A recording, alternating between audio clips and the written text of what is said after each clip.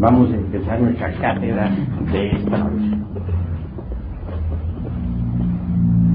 Ante todo, mis estimables hermanos, se hace necesario conocer el camino que nos lleva a la autorrealización íntima del ser. Indubitablemente es urgente comprender la necesidad de cristalizar en nosotros eso que se llama alma.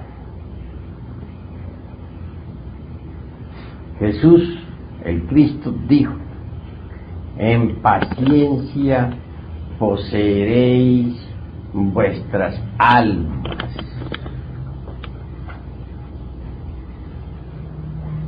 Mas antes que todo, conviene entender qué cosa es eso que se llama alma.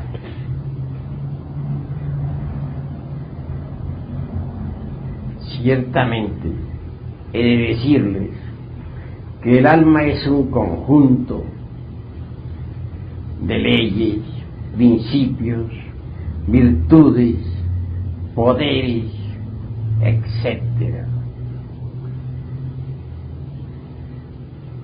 Las gentes poseen la esencia, el material psíquico para fabricar alma, o mejor dijéramos, para cristalizar alma.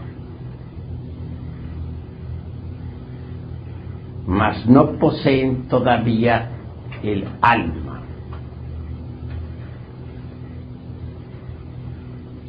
Obviamente, quien quiera poseer eso que normalmente se denomina alma, deberá desintegrar los elementos psíquicos indeseables que en nuestro interior cargamos.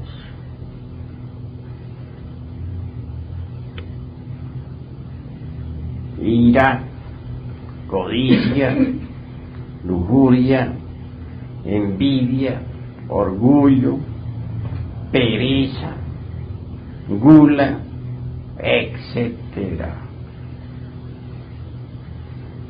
Virgilio, el poeta de Mantua, dijo: aunque tuvierais 1000 lenguas para hablar y paladar de acero, no alcanzaríais a enumerar todos vuestros defectos cabalmente.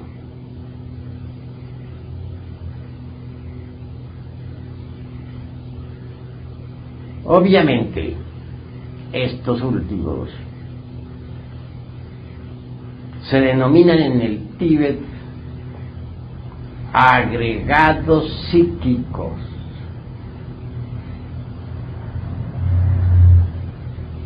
Tales agregados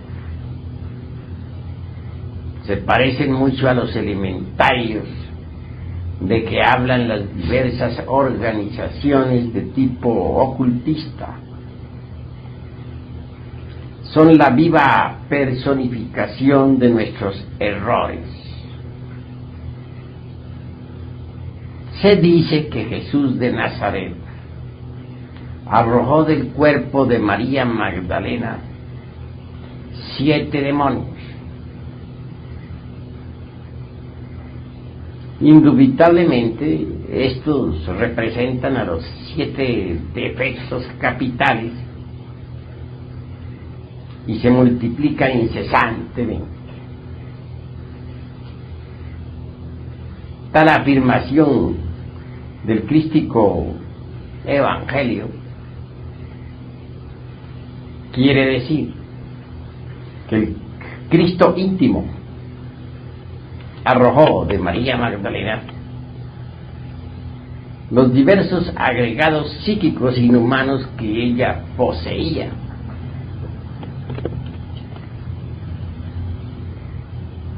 cada uno de esos agregados está organizado en una forma muy similar a la personalidad humana. Posee sus tres cerebros: el intelectual, el emocional y el motor instintivo sexual. Cada agregado parece una persona realmente. Si nosotros decimos que dentro de nuestra persona humana hay muchas personas viviendo, no estamos exagerando la nota. Así es. Y todos esos agregados se combaten mutuamente entre sí. Luchan por la supremacía. Cada uno de ellos quiere ser el amo, el señor. Si aquel que se logra imponer, aquel que logra controlar los 5 cilindros de la máquina orgánica en un instante dado, se cree el único. Momentos después, sin embargo, es derrocado y otro ocupa su lugar. Así que en realidad, de verdad, cualquier persona no es la misma, siquiera durante media hora. Parece eso increíble, mas así es. Ustedes mismos, sentados aquí, segunda cámara, escuchando, empezaron con un agregado, se sentaron a oír. El mismo estaba muy alerta. Pero si ponen ustedes atención a lo que ha ocurrido en su interior hasta este preciso momento, descubrirán que ahora son diferentes, que no fueron los mismos que llegaron aquí y se sentaron. ¿Por qué? Porque el agregado psíquico que controla la máquina orgánica, que empezó sentándose, fue desplazado por otro que ahora está escuchando. Si dijese que ustedes son los mismos que empezaron, estaría abusando de la mente de ustedes y de la mía propia. Así que en realidad, de verdad, los agregados psíquicos se están cambiando. Tan pronto es uno el que controla los centros capitales del cerebro como otro. Nunca permanecen los mismos. En cuanto a la esencia, que es lo más digno, que es lo más decente que tenemos dentro de nuestro interior, la mismísima conciencia, incuestionablemente se encuentra enfrascada entre todos esos múltiples agregados, procesándose en virtud de su propio condicionamiento. Cada uno de ustedes es legión.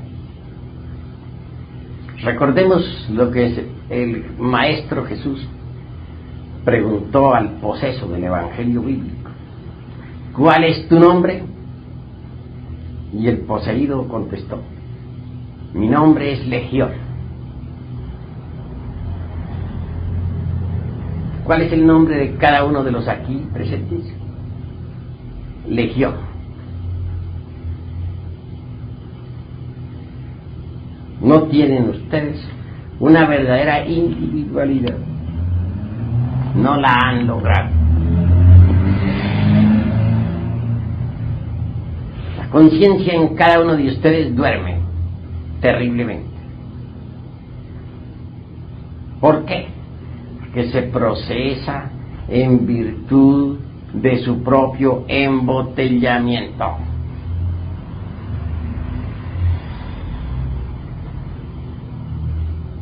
Entonces se halla en estado de hipnosis, y eso no se puede negar.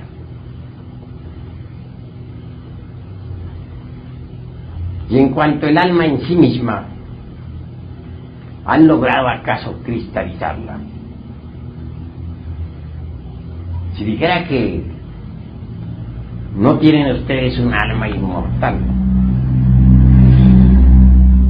estaría también mintiendo, consciente o inconscientemente. Obviamente que cada uno de ustedes tiene su alma inmortal, pero no la posee. Uno podría tener un bello diamante guardado en alguna caja de seguridad. Posiblemente gozaría uno pensando en que tiene tal prenda. Si estuviese empeñada, no la poseería. Sabría que tenía la joya, pero también no ignoraría de que en verdad no la posee. Muchas veces alguien recibe una bella herencia, sabe que la tiene, pero una cosa es tenerla y otra cosa es poseerla. El alma de ustedes, ¿dónde está? Viaja por la Vía Láctea, se mueve en toda esta galaxia. Más ustedes que están sentados aquí, no la poseen. Saben que la tienen, pero una cosa es saber que la tienen y otra cosa es poseerla.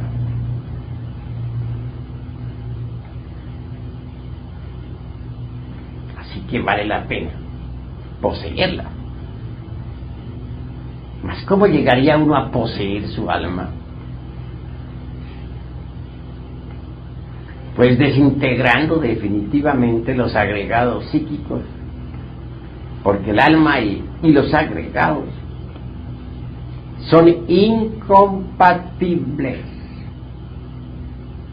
Son como el aceite y el agua.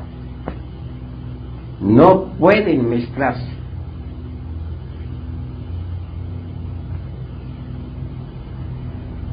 Si nosotros no logramos desintegrar los agregados psíquicos, viva personificación de nuestros defectos de tipo psicológico, perdemos el alma. ¿De qué serviría, dice Jesús el Cristo?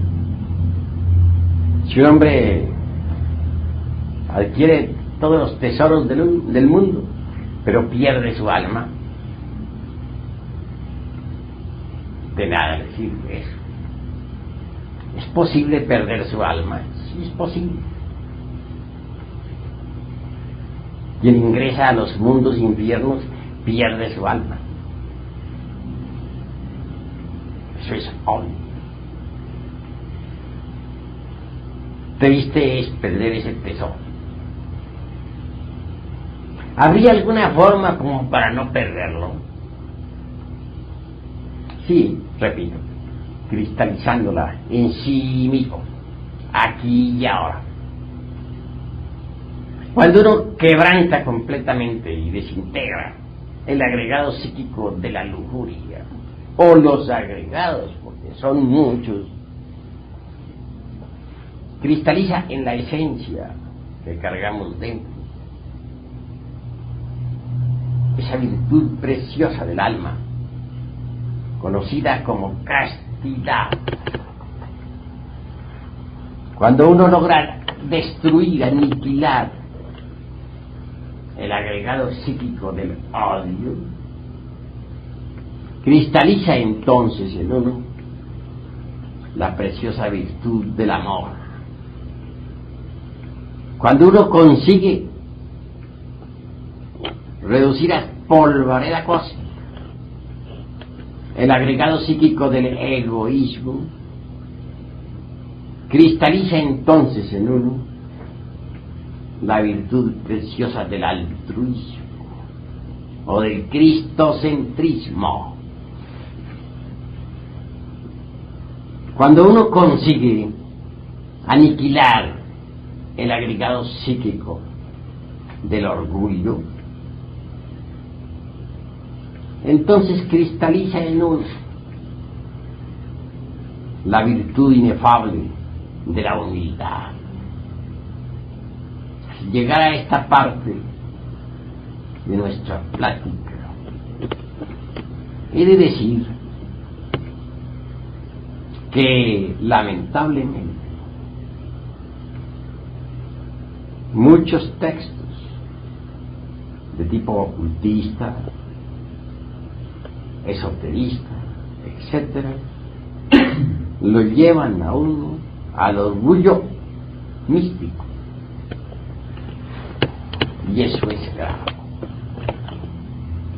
Connotados autores muy venerables afirman que nosotros somos dioses,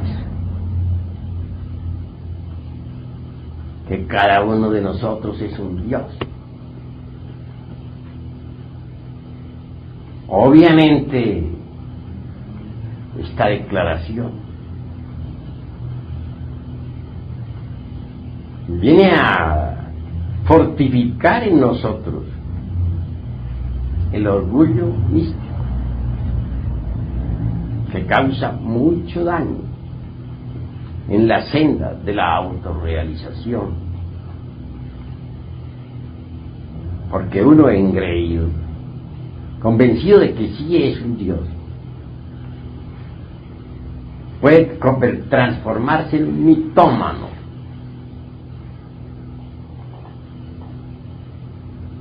Incuestionablemente no es posible convertirse en un verdadero iluminado cuando se tiene orgullo. No podría yo jamás pensar en un Dios borracho, fornicario, adúltero, peleador, egoísta, envidioso, celoso, lujurioso, etc. Cada uno de nos es en realidad de verdad todo eso. Me ha dado mucho dolor encontrar siempre en los textos ocultistas, etcétera, sin citar en este momento organizaciones, algunas muy venerables, esta tremenda afirmación nociva de que somos dioses.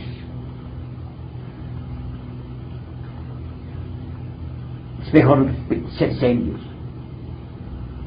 y concretarnos a la realidad de los hechos, mirar lo que somos y no formarnos ilusiones.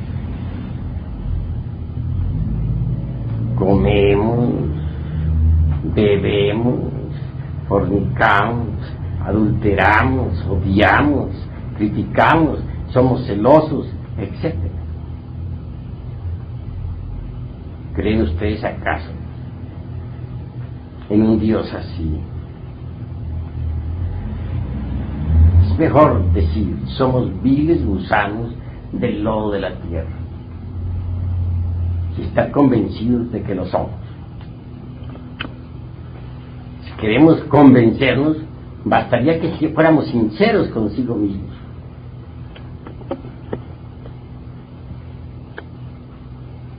Si examinamos cuidadosamente nuestra existencia, descubrimos que en verdad no es una de las 7 maravillas del mundo.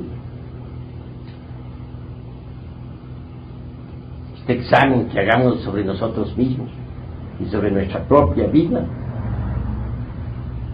será de maravillosas consecuencias, porque nos permitirá saber lo que somos entender que no somos más que unos pobres pecadores, unos viles gusanos del lodo de la tierra. Así, en esa forma, marcharemos por el camino de la sencillez y de la humildad. Cuando uno desintegra en realidad de verdad ese agregado psíquico del orgullo, cristaliza obviamente en nosotros la humildad,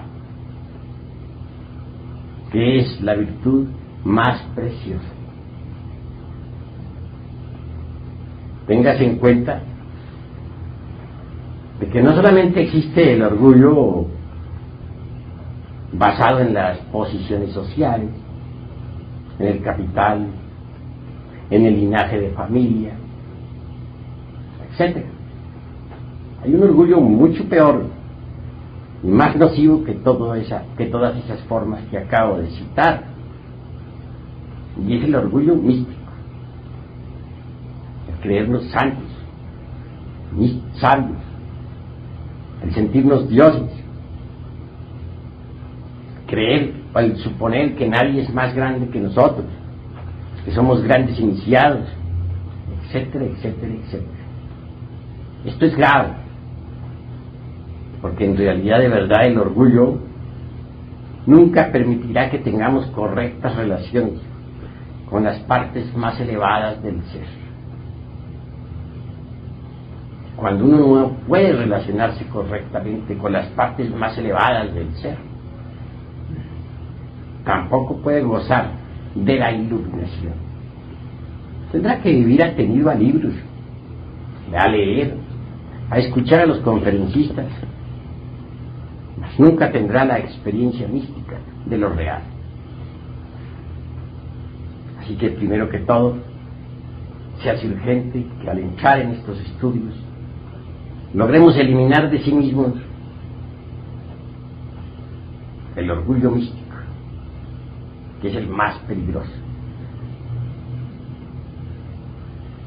Si lo conseguimos, aflorará en nosotros la preciosa virtud de la humildad.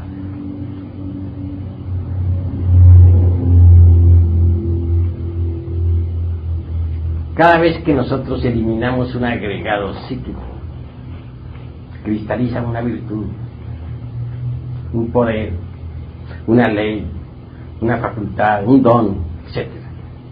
Así es como poco a poco vamos cristalizando alma en nosotros.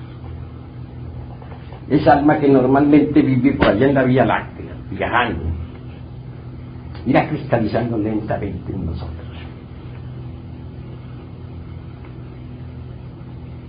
Sin embargo, hemos de afirmar también que si el agua no hierve a 100 grados, no cristaliza en nosotros lo que debe cristalizar,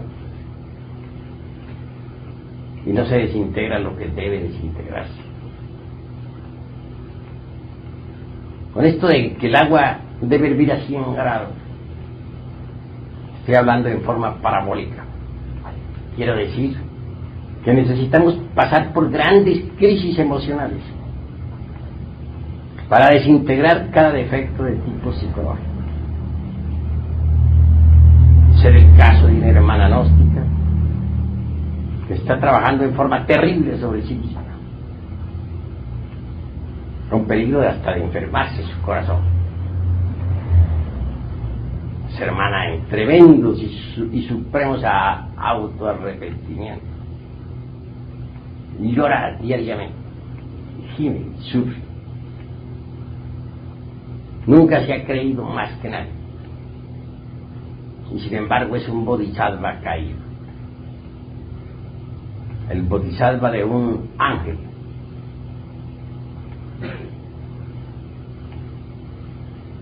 Ojalá muchos imitaran ese ejemplo, quienes así actúen en supremo arrepentimiento, trabajando sobre tal o cual defecto de tipo psicológico, incuestionablemente van desintegrando uno a uno los agregados psíquicos, y en su reemplazo irá cristalizando en ellos eso que se llama alma. Y quien consigue la desintegración completa de todos los elementos psíquicos indeseables que en su interior carga. Cristalizará en sí mismo el 100% de su alma, conjunto, repito, de virtudes preciosas, o gemas inefables, atributos y leyes, dones y cualidades de perfección.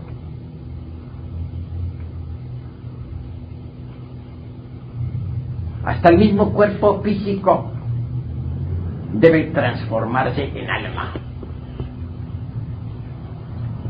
Solo así se llega a donde hay que llegar. Conozco a muchos eruditos, chispeantes intelectualidades, que han bebido en todas las filosofías, ya sean del occidente o del oriente del mundo, que conocen el hebreo y el sánscrito y el griego, etc.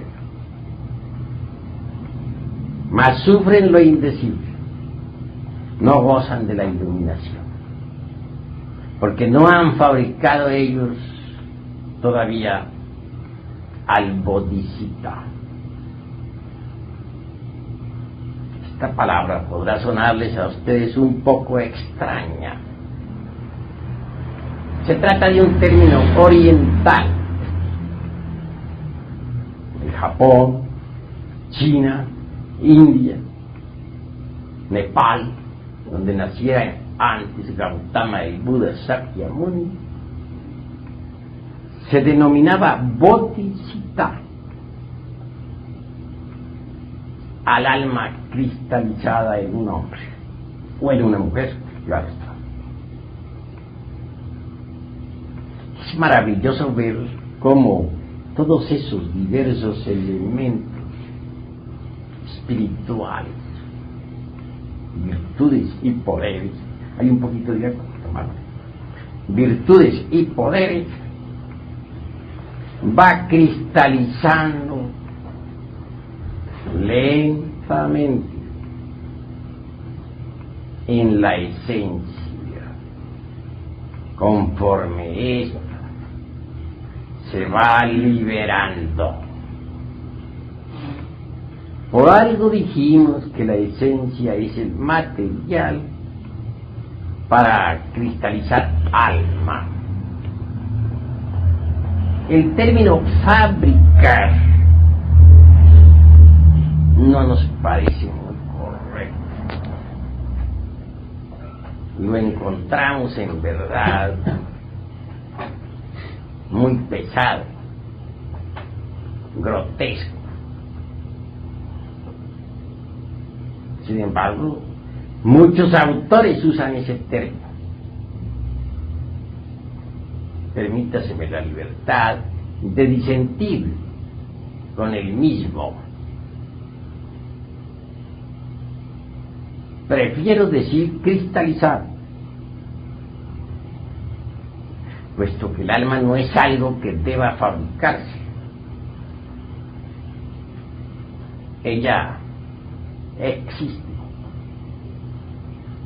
Lo que hay es que cristalizarla, y esto es diferente. Ustedes han visto, por ejemplo, un pedazo de hielo. Es la cristalización del elemento agua. Incuestionablemente muy frío tal elemento.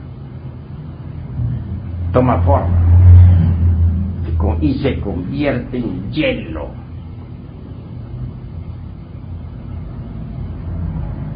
Asombra ver la cristalización del agua. Se realiza de acuerdo con ciertos principios geométricos extraordinarios. En forma similar sucede con el elemento alma. Cristaliza de acuerdo con ciertos delineamientos matemáticos y geométricos precisos,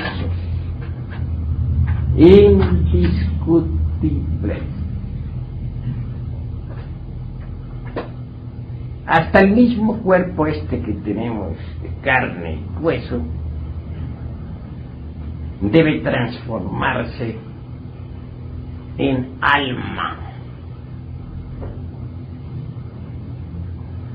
Y es posible transformarlo en alma si en realidad de verdad nos lo proponemos.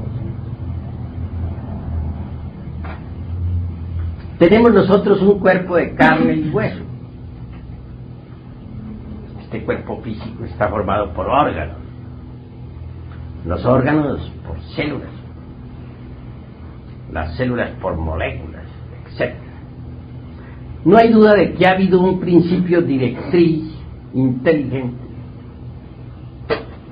que ha promovido el ordenamiento de las células vivas en forma de órganos.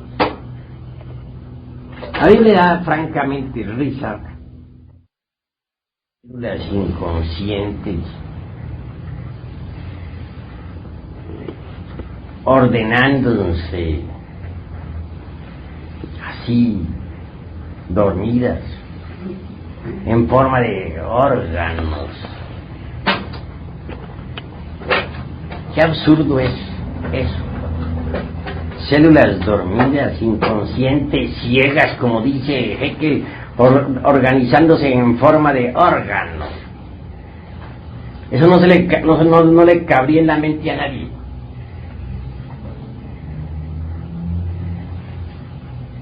Desde que se organizan tales células en forma de órganos, acusa esto. No hay inconsciente de algunos autores que no hayan qué hacer al ver las maravillas de este mundo y que todo marche en forma mecánica como ellos creen, sin un principio directriz. Entonces necesitan un inconsciente. No. Las células se han organizado en forma consciente. Gracias al principio inteligente de la madre natura, es posible que las células se organicen en forma de órganos.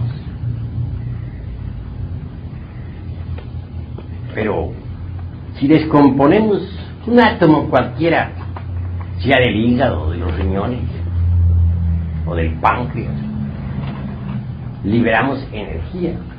Eso es obvio. De manera que en última síntesis el cuerpo físico se sume dentro de distintos tipos y subtipos de energía. Eso es indubitable. Carlos Marx dice, ¿qué es lo primero, la materia o la psiquis? La psiquis o la materia. Concluye diciendo que es lo primero, la materia. Eso es completamente absurdo, porque los mismos postulados de Einstein dicen que la materia no es sino energía condensada. Recordemos aquel postulado que afirma lo siguiente: energía es igual a masa multiplicado por la velocidad de la luz al cuadrado. La masa se transforma en energía, la energía se transforma en la masa. ¿Qué es lo primero que existe? La energía, que luego cristaliza en masa. Entonces la psiquis, que es energía en el sentido más completo de la palabra, es lo primero. Y luego viene la masa. Veamos los mundos alrededor del Sol, son enormes masas,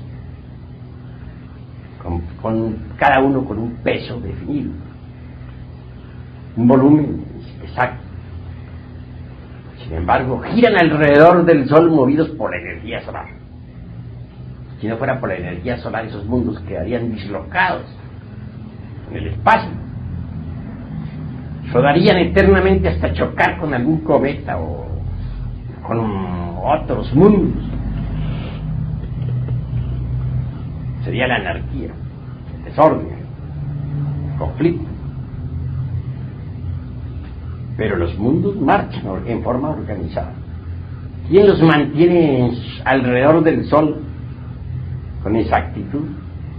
La energía.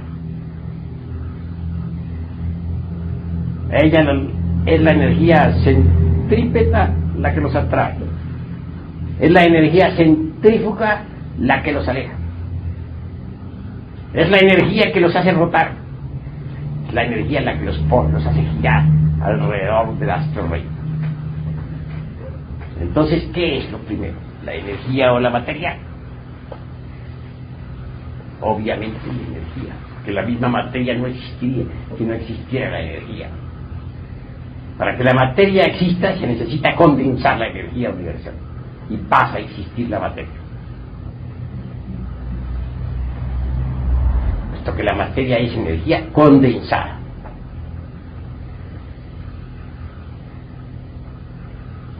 En cuanto al organismo humano, lo primero que existe es la energía. Ella permite a los átomos que giren alrededor de sus centros nucleares en la molécula.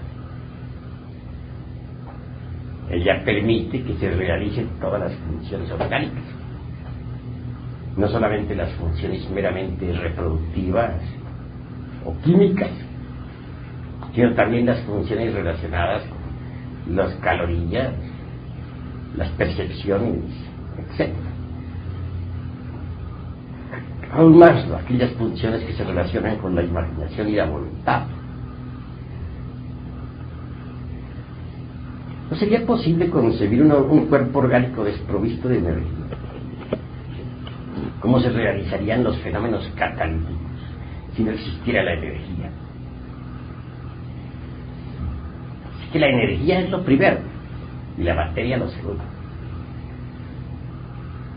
Si a esa energía la llamamos espíritu o conciencia o lo que se quiera, no importa, pero es lo primero.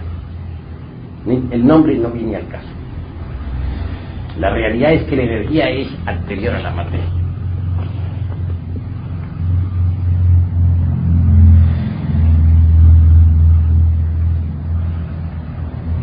Existe un cuerpo vital orgánico y eso está demostrado. Los rusos, con un aparato, han podido fotografiar el cuerpo vital, lo están estudiando. No solo lo están estudiando en relación con el organismo físico, sino lo que es más, lo están estudiando en forma independiente del organismo físico. Lo han bautizado con un nombre, lo llaman cuerpo bioplástico.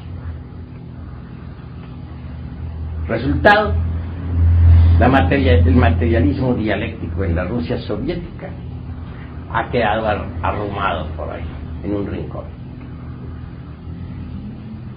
Ahora se estudia la parapsicología intensivamente. Se trabaja con la hipnología, etc. De acuerdo con las estadísticas, el mayor porcentaje de material didáctico parapsicológico está viniendo de la Unión Soviética. Esto ha molestado demasiado a los chinos, que califican ahora a los rusos de revisionistas. Pero es que los rusos ya pasaron por donde los chinos hasta ahora están pasando. Eso es lo que ha sucedido. Continuando con estas cuestiones, diremos que el cuerpo vital es el que sostiene todos los procesos de la vida orgánica. Llamémosle lingam sarira o cuerpo bioplástico, no importa.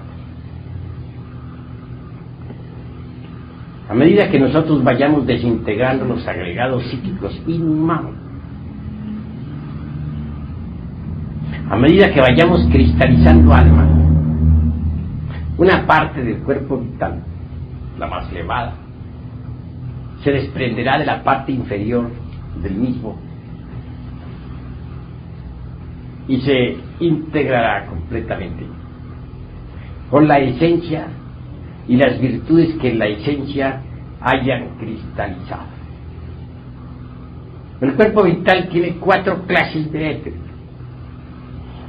El primero es el éter químico, mediante el cual se realizan todos los procesos de asimilación y eliminación orgánicas, así como los fenómenos catalíticos y otros.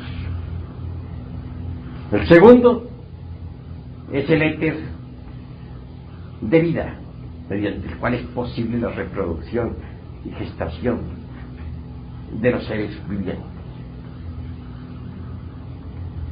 Esos 2 éteres son inferiores, pero hay 2 superiores, el éter químico, el éter luminoso y el éter reflector. El éter luminoso es el que sirve de medio a las fuerzas relacionadas con las calorías, con las percepciones, etc. Y el éter reflector se relaciona con la imaginación y la voluntad. Estos 2 éteres superiores se desprenden de los 2 inferiores para integrarse con la esencia, en la cual resplandezcan ya todas las virtudes del alma. Así nace entonces el hombre etérico, el hombre Cristo, el hombre alma, el hombre espíritu, que puede entrar y salir del cuerpo físico a voluntad. Se ha hablado mucho sobre los chakras de las manos, de los pies, sobre la lanzada aquella de Longinos del costado del Señor, sobre la corona de espinas, etc. Esos son los estigmas.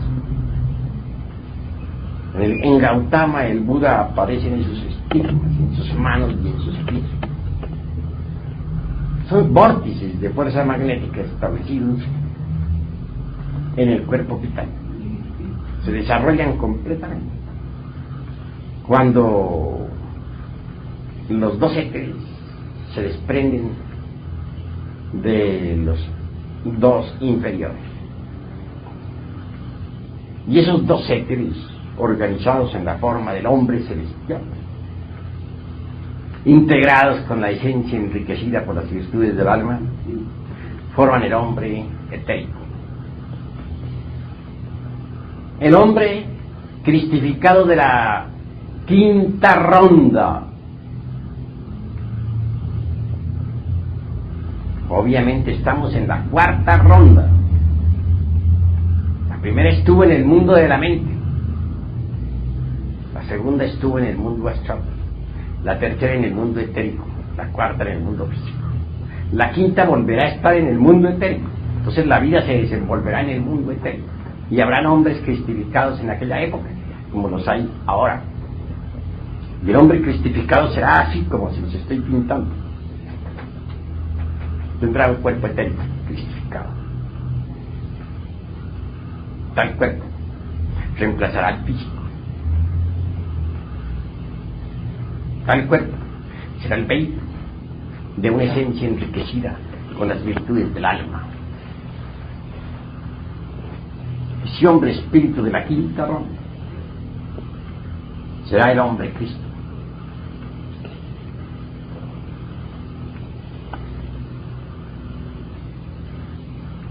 Si ustedes comprenden eso, comprenderán también la necesidad de cristalizar su alma. Solo así podrán independizarse del cuerpo físico. En realidad, de verdad, el cuerpo de carne y hueso es muy denso, muy material, muy pesado. Cuando uno consigue fabricar el Soma Puchikó, es decir, el cuerpo etérico cristificado, que sirve de vehículo a la esencia enriquecida por los atributos del alma, ha nacido en uno el hombre espíritu. Ese hombre espíritu ya no estará más preso entre el cuerpo denso, podrá entrar y salir del cuerpo a voluntad. Es el adepto glorioso.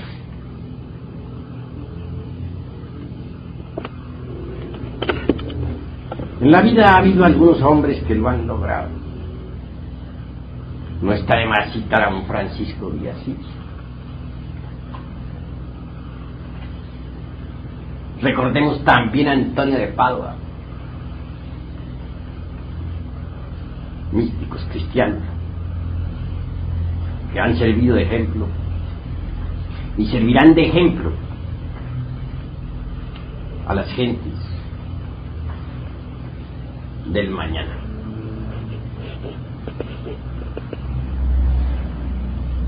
El hombre celestial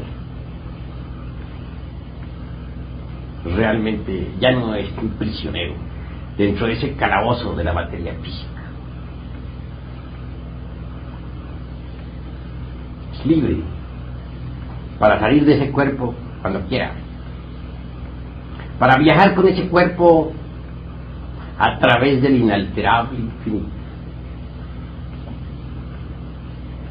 para sumergirse con tal vehículo en los mundos superiores, para descender al fondo de los mares o visitar a las dinastías solares en el astro rey.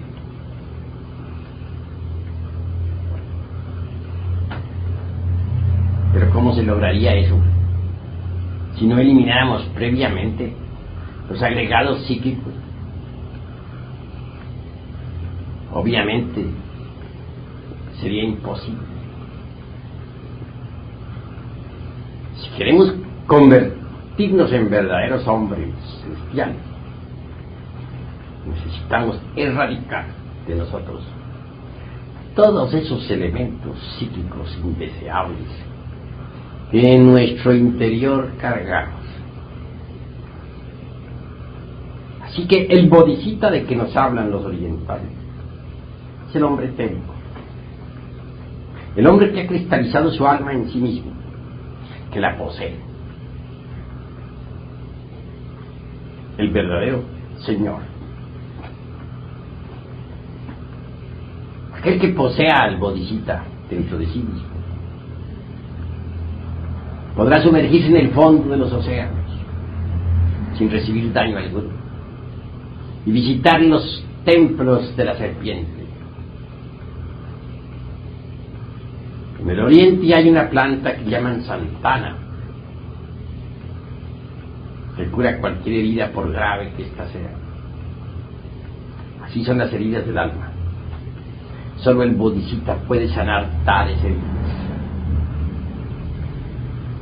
En el oriente hay una planta que llaman buena memoria, quien la toma puede recordar todos los acontecimientos de su vida actual y de sus vidas precedentes. Así también es el bodhisattva. De forma similar, quien lo posea podrá recordar todas sus vidas anteriores. Y si visita a los cielos inefables, al regresar al mundo físico, al volver a entrar en su cuerpo, no olvidará detalle alguno. En el oriente hay una planta mediante la cual es posible contrarrestar los hechizos mágicos malignos de los tenebrosos. Similarmente, quien posea al bodhisattva no podrá recibir daño alguno de los tenebrosos. En el oriente hay una planta mediante la cual es posible hacerse invisible. Quien posea al bodhisattva podrá hacerse invisible en caso de necesidad ante sus peores enemigos.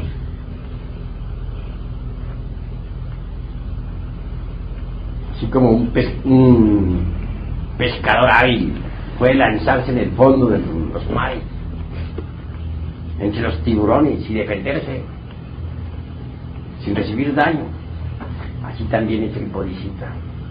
Quien lo posea, similarmente, podrá entrar en el fondo de los océanos, entre las bestias más feroces, sin recibir daño alguno. Se dice que la flor del loto del logos sostiene la vida universal. Así también es el bodhisattva. Quien lo posee puede conservar su cuerpo físico vivo durante millones de años.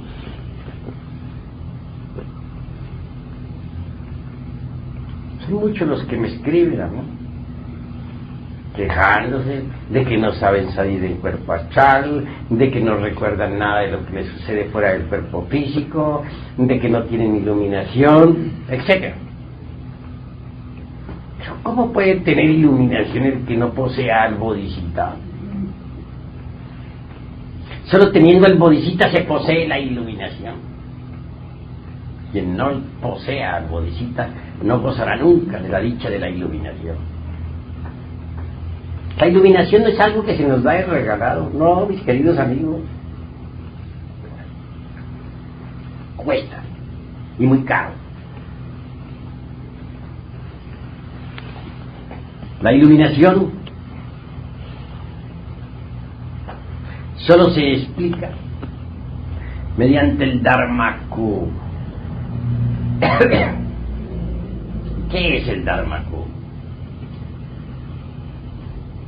O digo, dispensen, he equivocado el término, mediante el Dharmadhatu. ¿Y qué es el Dharmadhatu? El buen Dharma, la recompensa por los méritos adquiridos. Solo el que posea, pues, al Bodhisattva, es decir, solo aquel que haya cristalizado alma, podrá gozar de la iluminación, tendrá méritos para ello.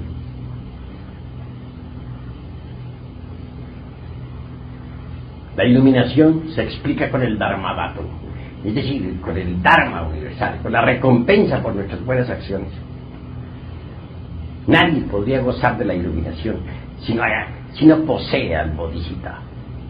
Y nadie podría tener el Bodhisattva si no ha trabajado duro sobre sí mismo, si no ha desintegrado los agregados psíquicos.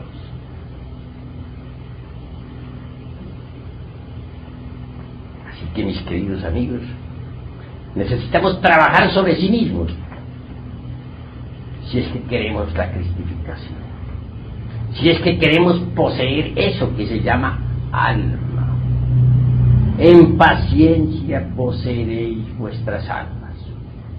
Así está escrito en el Evangelio del Señor.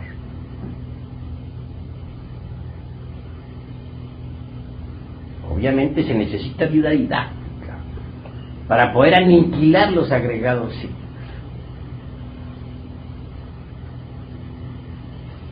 Incuestionablemente hemos de empezar por la autoobservación psicológica.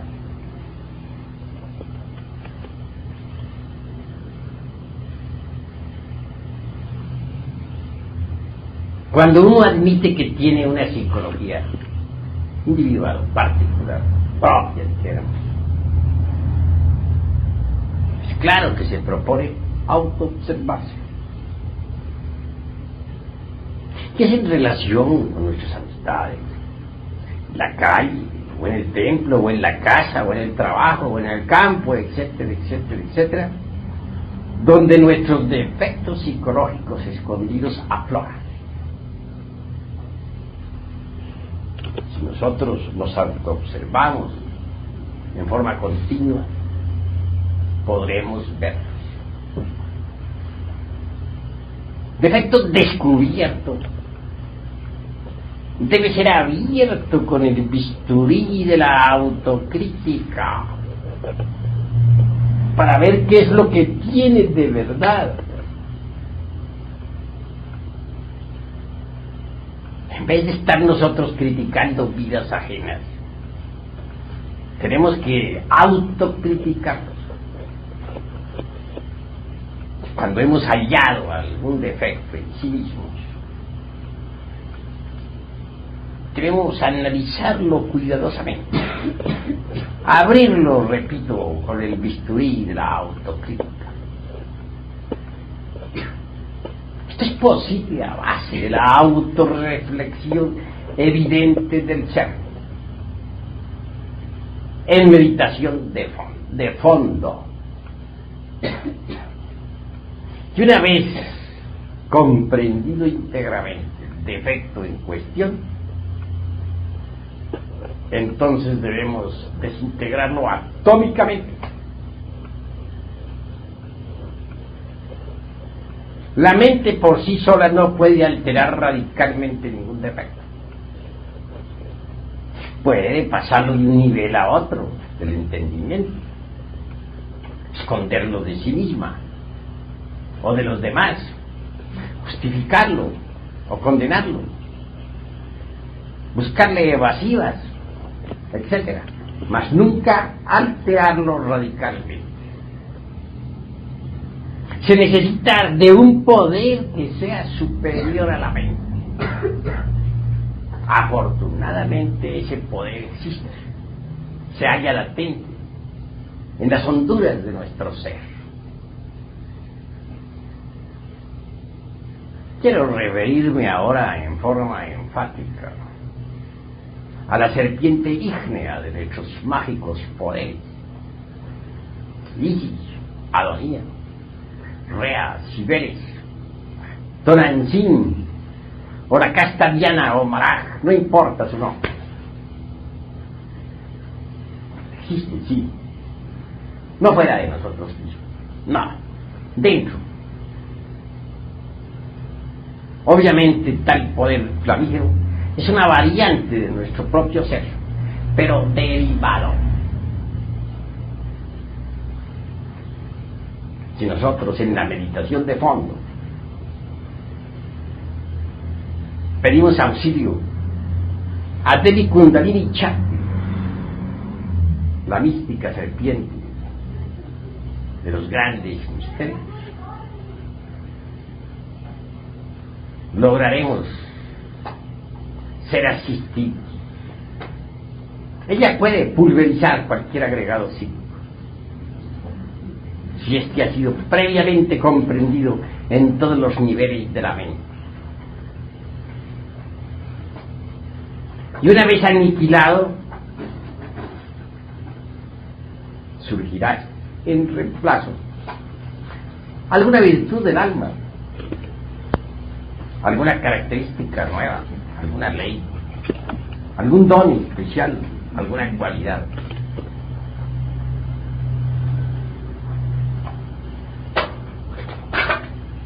Por este camino indicado se consigue quebrantar precisamente cualquier agregado. Indubitablemente, si logramos la destrucción absoluta de los diversos elementos psíquicos indeseables, habrá cristalizado en cada uno de nosotros la totalidad del alma.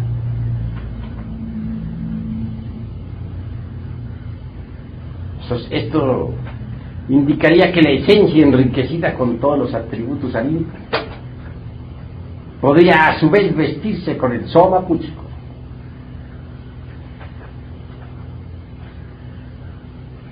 que es el vehículo del alma, el traje de bodas. Así es como en realidad nace el hombre celestial en nosotros. Este ya no estará prisionero del cuerpo, repito. Recordemos aquellas palabras de San Pablo cuando nos dice: conocí a un hombre que fue llevado al tercer cielo, donde vio y oyó palabras, cosas indecibles que a los hombres no les es dable comprender. Pablo fue llevado del soma púchico como hombre espíritu o hombre técnico, y de hecho conoció las maravillas del universo.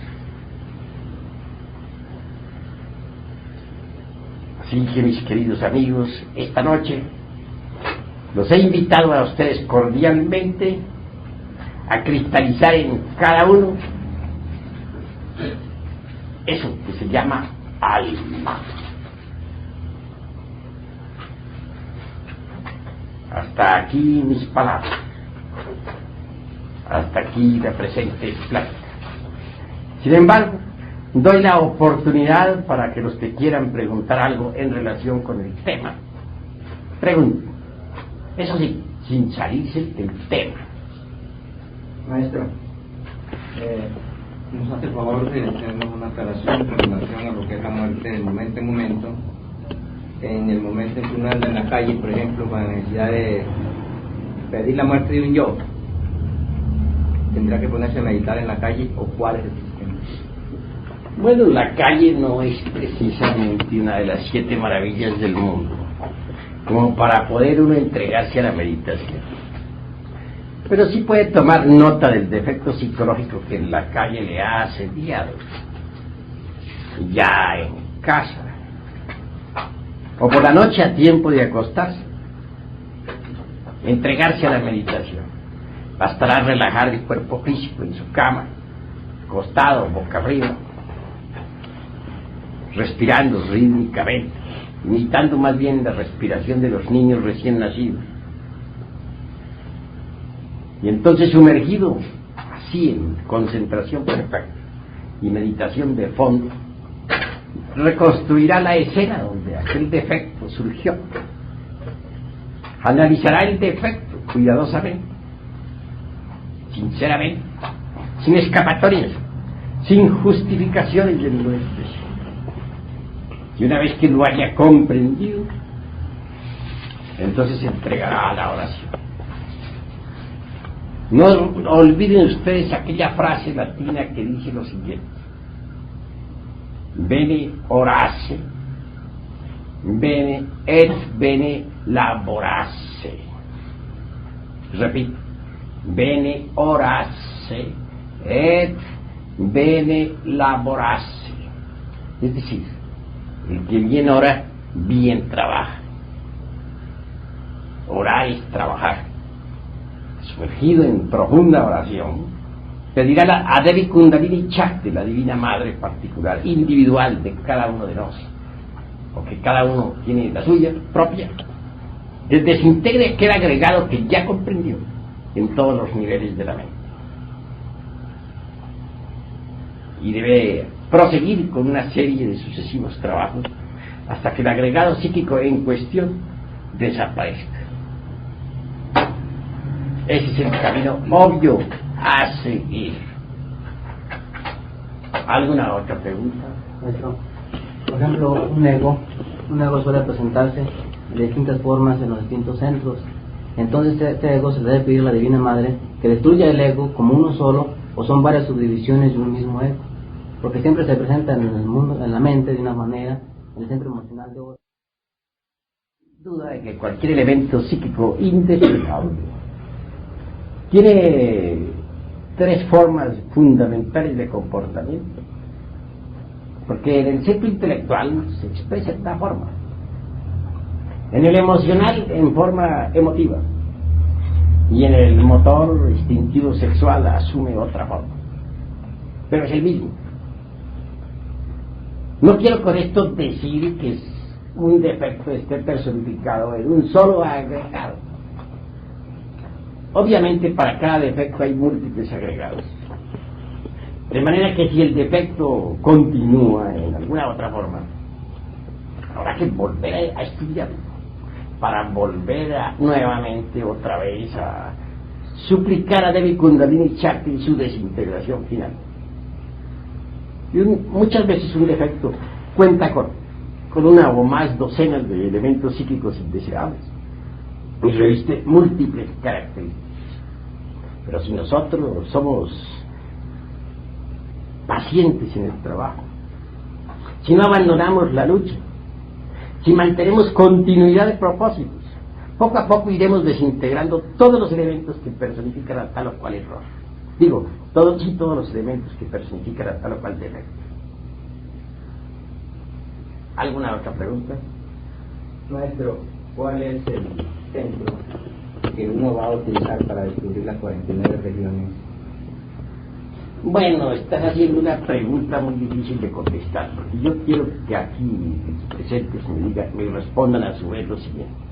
¿Cuál de ustedes está preparado para contar las 49 regiones y estudiarlas detenidamente? Si hay alguno, lo quisiera conocer.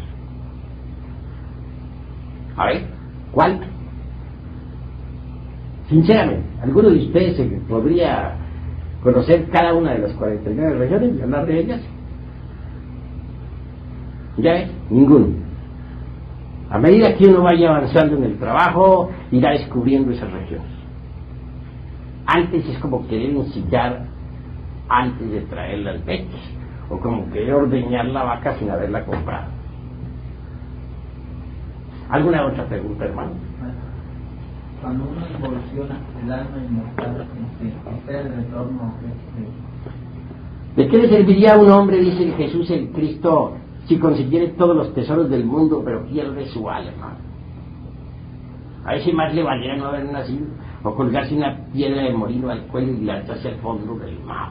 Son palabras del Nazareno. Es decir, el que no trabaja sobre sí mismo pierde su alma, se sumerge en los mundos infiernos hasta la muerte segura. Es un caso perdido. No deseo para ustedes tal suerte. Es la mayor desgracia que puede ocurrir a alguien. Más vale poseerla. Y solamente se puede poseer cuando se cristaliza en sí mismo.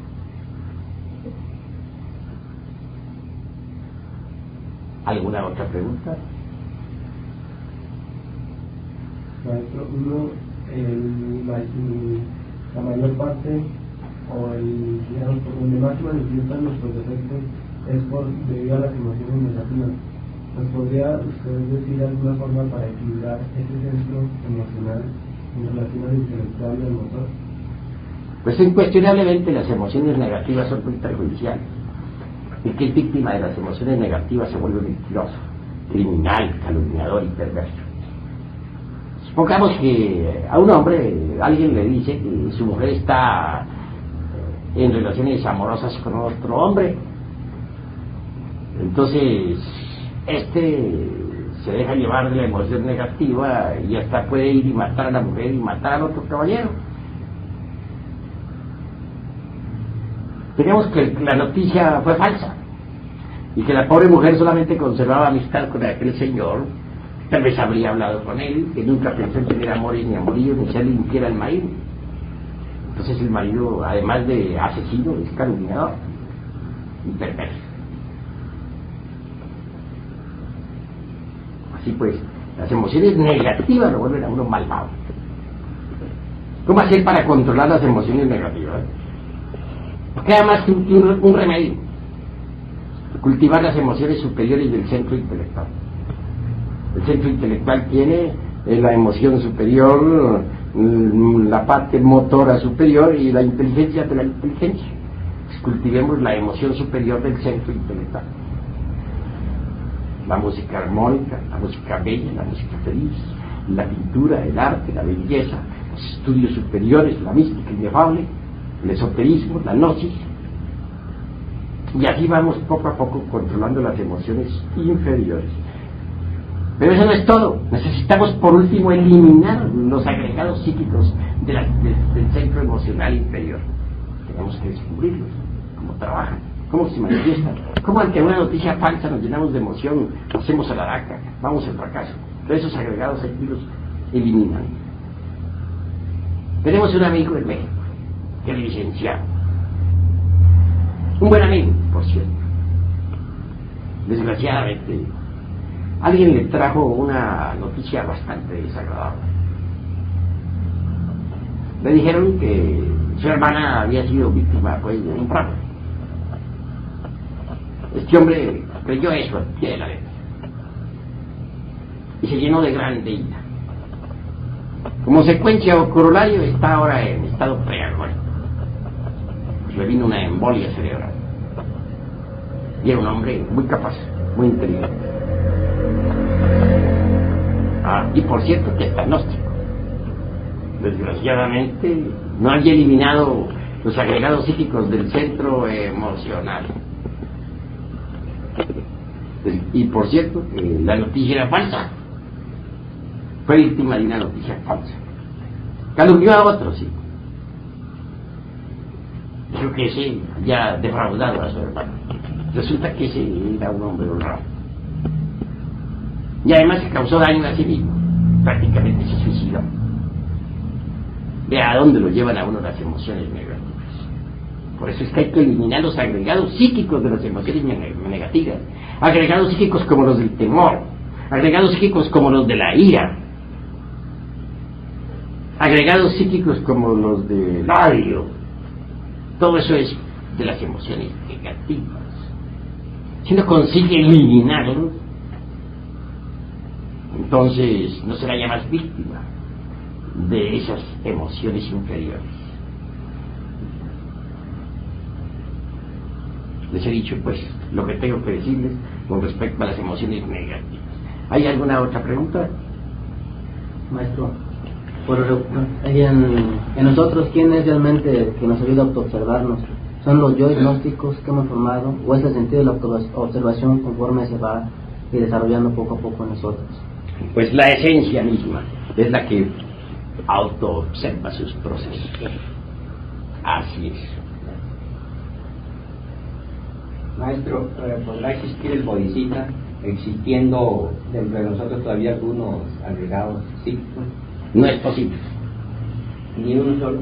Para que el bodhisattva exista ya totalmente en nosotros, pues se necesita la eliminación total de todos los elementos psíquicos indeseables que en nuestro interior cargamos.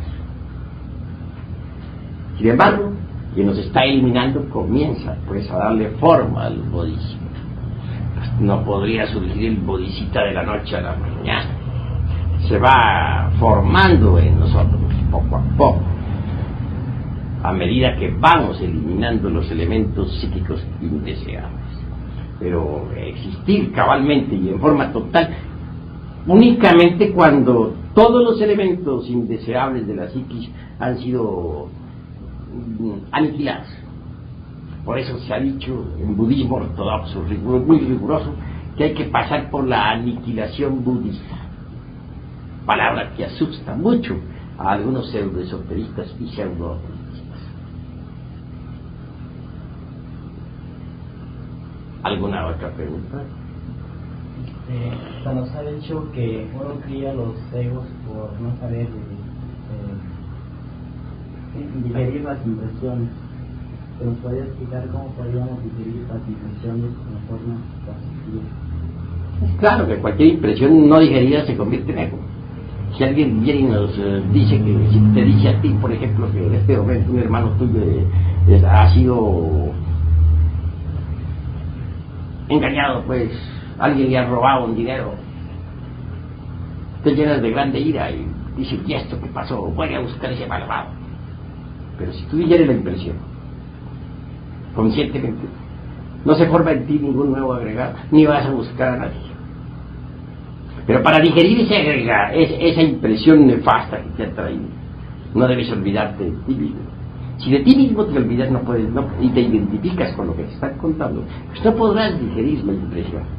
Pero si tú no te identificas con lo que te están contando, debido a que no te estás olvidando de ti mismo, entonces digerirás lo sucedido. Digerirás la noticia y no se formará ningún nuevo agregado. Pero podría formarse un nuevo agregado de grande ira en ti, si no digerieras esa infausta noticia. ¿Entendido? ¿Qué otra pregunta tienen ustedes por ahí? Iba a decirles preguntita. Maestro, al estudiar un defecto, sabemos que tenemos diferentes agregados. Cuando lo vamos a escribir y sabemos cuáles agregados son, cuando vamos a escribir el defecto, escribimos el defecto primero o los agregados. Pues es que el defecto es el agregado y el agregado es el defecto. Llamamos agregados a los demonios rojos de Set. En el viejo Egipto de los faraones así se calificaban los agregados de demonios. Cada demonio es un defecto, cada defecto es un demonio. Sí, maestro, pero me refiero a que, digamos, el defecto de los celos tiene otros que se desprenden de él. Bueno, muchos compadres. Eso es natural, ¿no? A un defecto está asociado con otro y ese está asociado con otro. Tengamos una escena de celos. Un hombre tiene una novia en la casa. De pronto se le encuentra un día cualquiera, cuando menos lo pensaba, en amoríos con otro sujeto. ¿Qué es lo primero que siente unos terribles celos mortales? Lo segundo, una ira tan horrible que podría matar a todos dos. ¿Verdad? Tercero, su amor propio, él.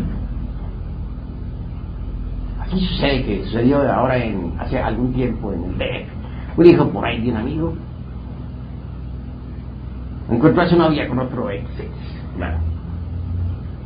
Sacó su pistola y disparó contra ambos. Ahora está en la penitenciaría pagando su delito. 40 años de cárcel. Como para ir empezando. Claro, la madre de aquel joven pues está sufriendo de Dios. Cuanto al padre, poco le importa.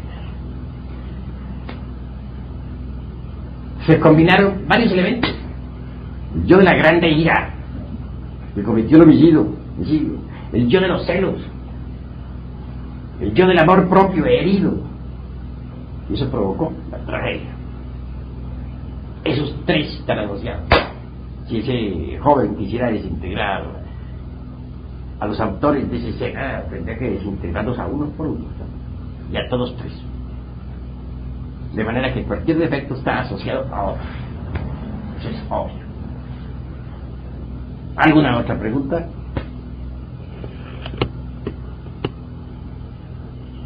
Bueno, creo que ya no hay preguntas. Vamos a hacer una consagración esta noche y luego daremos a los hermanos pues la unción.